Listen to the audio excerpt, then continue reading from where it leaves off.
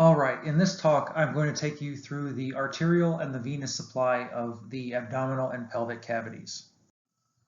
All right, so we're going to begin this talk by talking about the superior epigastric artery, which is arising from the internal thoracic artery. So I just circled it there for you.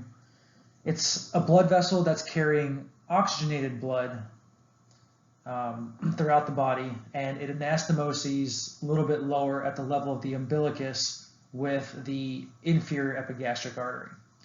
And as it's traversing through and along its course, it's accompanied by its vein, the superior epigastric vein.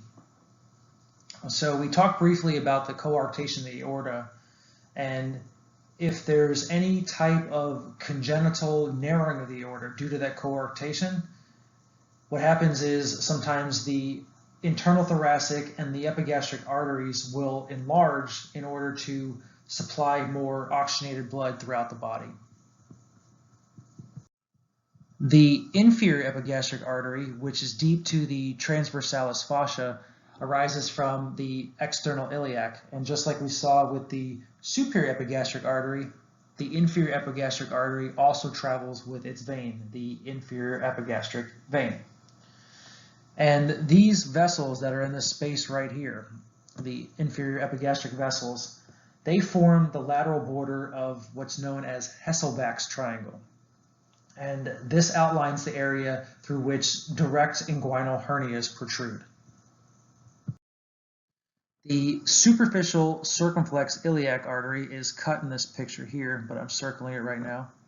The cut portion is the smallest of the cutaneous branches of the femoral artery.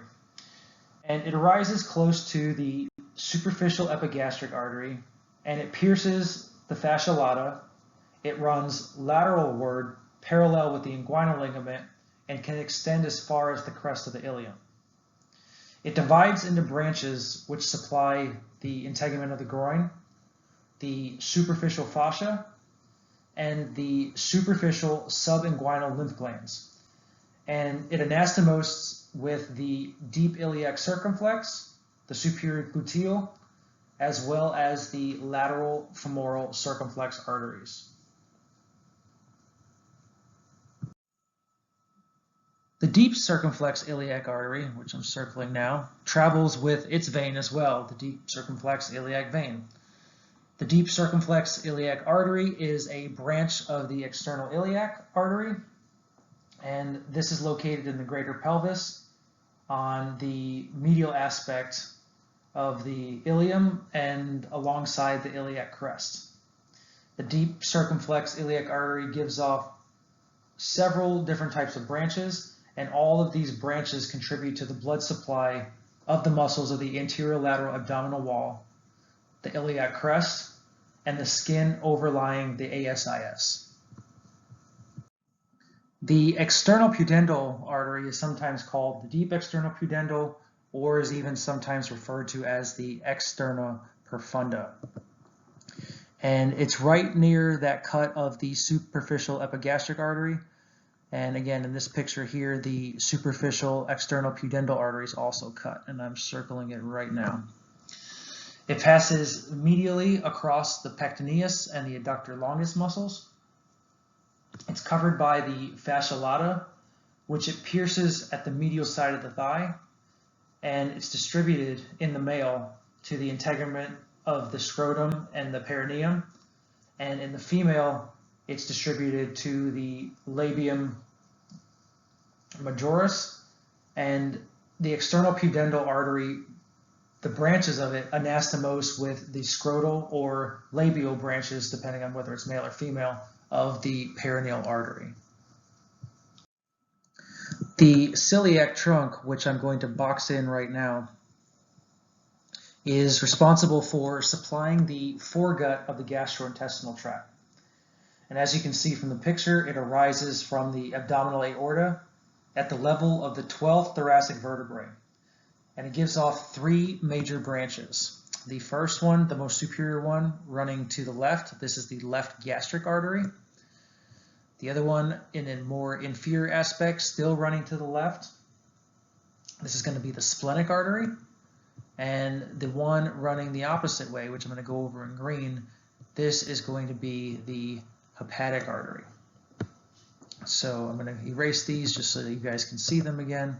And I'll begin by talking about the left gastric artery first. So this most superior aspect branching to the left off of the abdominal aorta, still a constituent of the celiac trunk.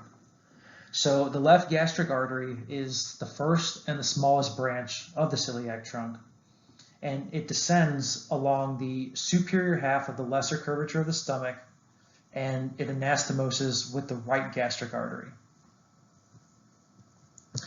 The hepatic artery, or the common hepatic artery, going to the right side of the body, is a short blood vessel that supplies oxygenated blood not only to the liver, but also to the pylorus of the stomach, the duodenum, the pancreas, and the gallbladder.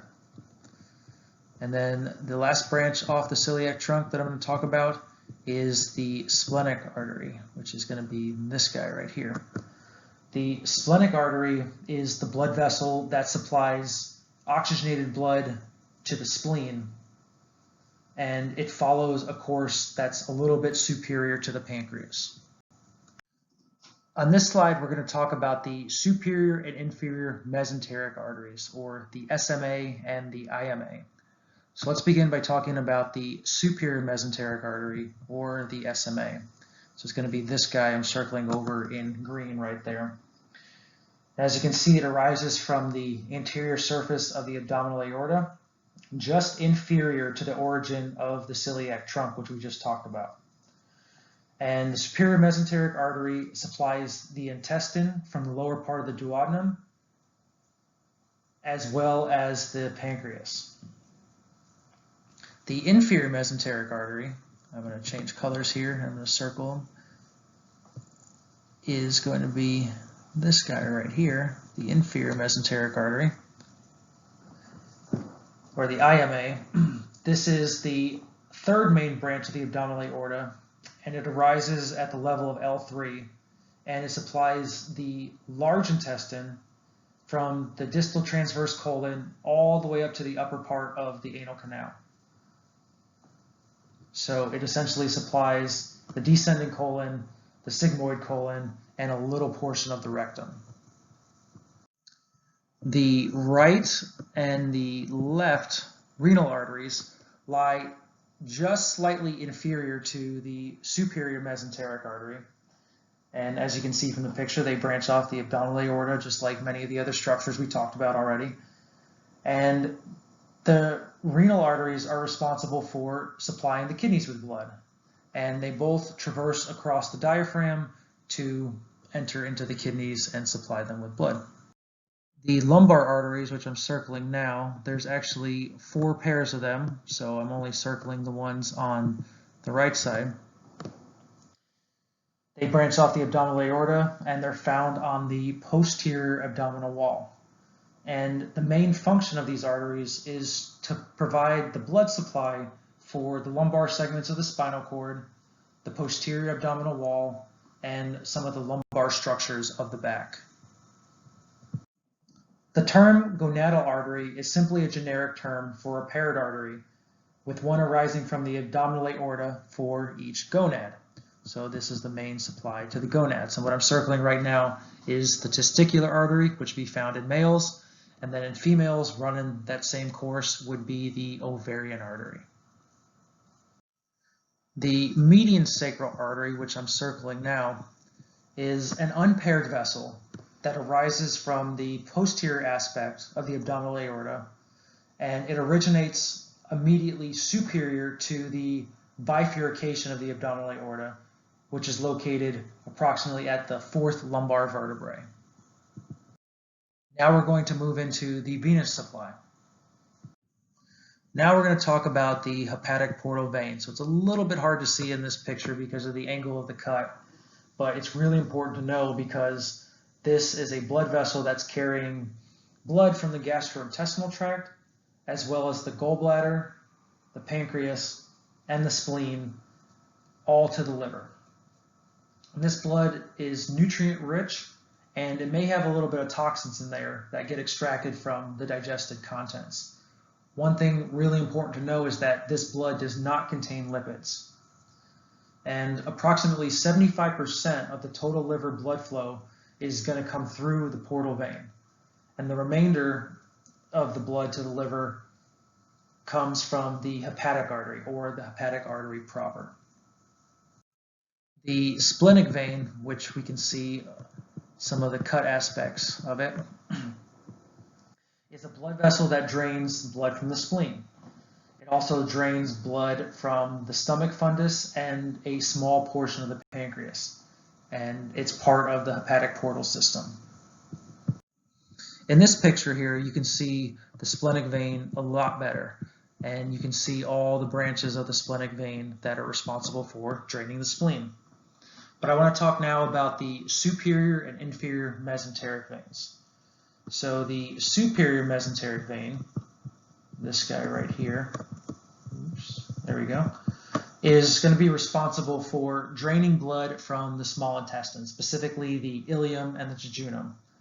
And at its termination, behind the neck of the pancreas, which is removed in this picture here, the superior mesenteric artery is going to combine with the splenic vein in order to form the hepatic portal vein. Now I want to draw your attention to the inferior mesenteric vein. And this vein is responsible for draining blood from the large intestine, and this too terminates when it meets the splenic vein, which again is going to run and merge with the superior mesenteric vein in order to form the hepatic portal vein. And now we have the right and the left renal veins.